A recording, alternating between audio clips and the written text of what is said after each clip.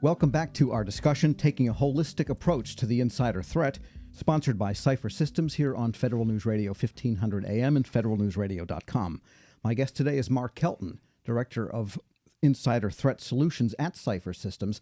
And before we were discussing the issues that make up what an insider threat is and the different types of malicious insiders and insider threats, talk about the organizational factors that can either hinder the development of insider threats or, if you do it wrong, maybe enhance the possibility of an insider threat. Yeah. Okay. So the insider threat programs, of course, are designed, to prevent either espionage, intellectual property theft, industrial sabotage, fraud and abuse, and finally workplace safety issues. So your program should be designed to inhibit those sorts of behaviors. Organizations themselves, by not doing basic things to protect their own organization, can create an environment where insider threat can flourish. So, for instance, if you have an organization where it is easy to acquire or to get your hands on proprietary or classified materials to which you rightly should have no access, that's one thing. In the federal space, and particularly in the intelligence space, we would call it violation of need to know. But talking about things that involve either secret information or proprietary information in the company of people who are not should not rightly know of that. Insufficient controls on proprietary or classified information, marking things, putting in place restrictions on access. If you don't have that in place, that is sort of a basic incentive for insider threat. Weak physical access controls. And by that I mean access to facilities, access to IT infrastructure rooms and the like. This relates both to protection of proprietary or secret information and, frankly, to workplace safety and workplace violence. The workplace violence aspect of insider threat has really come to the fore since the Navy Yard shooting and the Fort Hood incident, and in the light of we're in the age of terror, right? Just protecting employees rightly should be an emphasis both of the federal government and private sector. Undefined policies regarding off-site work, another one that is a big challenge for industry, where people have access to databases from sites away from the normal workplace and can create problems. And finally, the perception that security is lax. If you don't enforce your regulations, you don't enforce your rules, people are going to draw the conclusion that those rules can be violated without sanction, and that's not a good thing. Earlier, you mentioned that one of the things an organization needs to do, somebody needs to do, is listen to people, right, so that you have a sense of who might be disgruntled, who might be prone to this kind of thing. So I would imagine, besides all of the access controls and security measures in the physical and cyber sense, there's also an organizational type of pill you need to take to make sure that you're tuned into it. Yeah, and this gets to the basic point of insider threat programs. Your program can focus on deterrence, it can focus on detection, it can focus on mitigation. It should be able to do all three. But if you're going to focus on one particular area, you should focus on deterrence. Why? Because most people working in federal space and in companies want to do the right thing.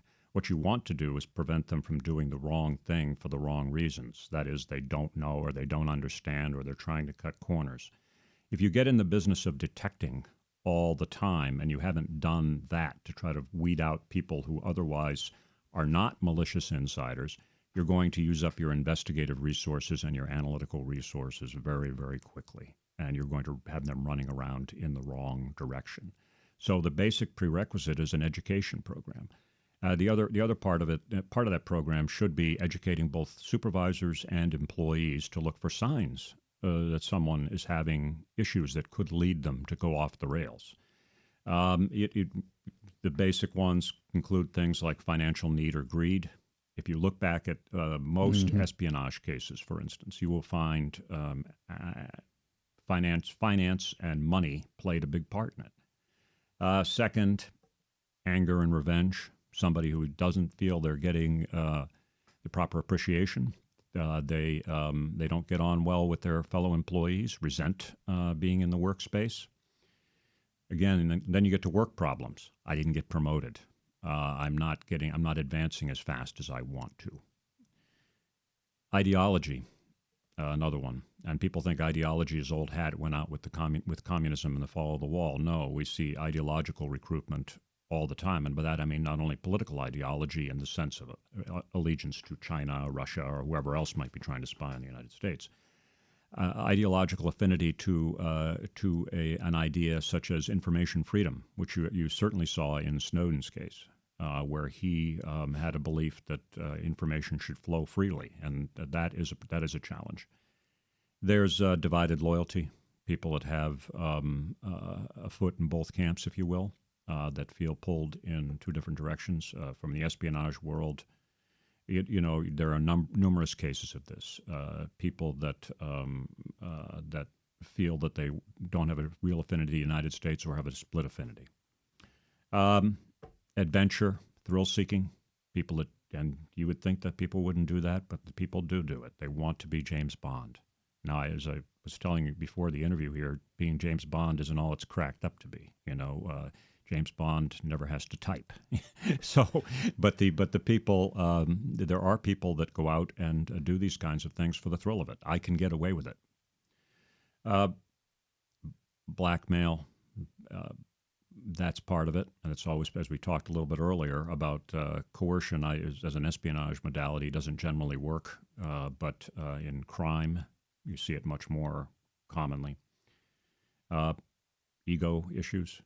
People that think they're above the rules, that think that that the rules don't apply to them, and they're going to act in the way that they want to act. They can determine how information should be used. Then there's also compulsive destructive behavior. People with drug, alcohol problems that can lead them to do things that if they didn't have that kind of addiction, they probably wouldn't consider. And that's something that all of these things are things that fellow employees might see.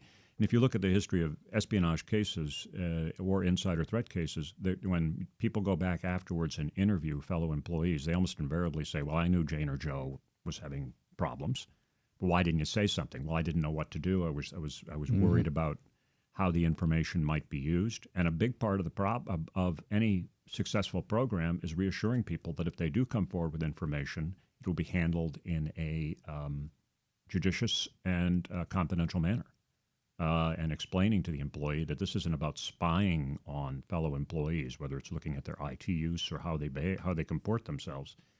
It's about protecting the organization, people's jobs, the information that is the lifeblood of the organization. And in some cases, protecting the people themselves. You people that, if they're in compulsive behaviors in particular, ends up in suicide or harm to their own health. We're going to pause here for a short break. My guest today is Mark Kelton, Director of Insider Threat Solutions at Cipher Systems. I'm your moderator, Tom Temin. Our discussion is Taking a Holistic Approach to the Insider Threat, sponsored by Cipher Systems, here on federalnewsradio.com and Federal News Radio 1500 AM.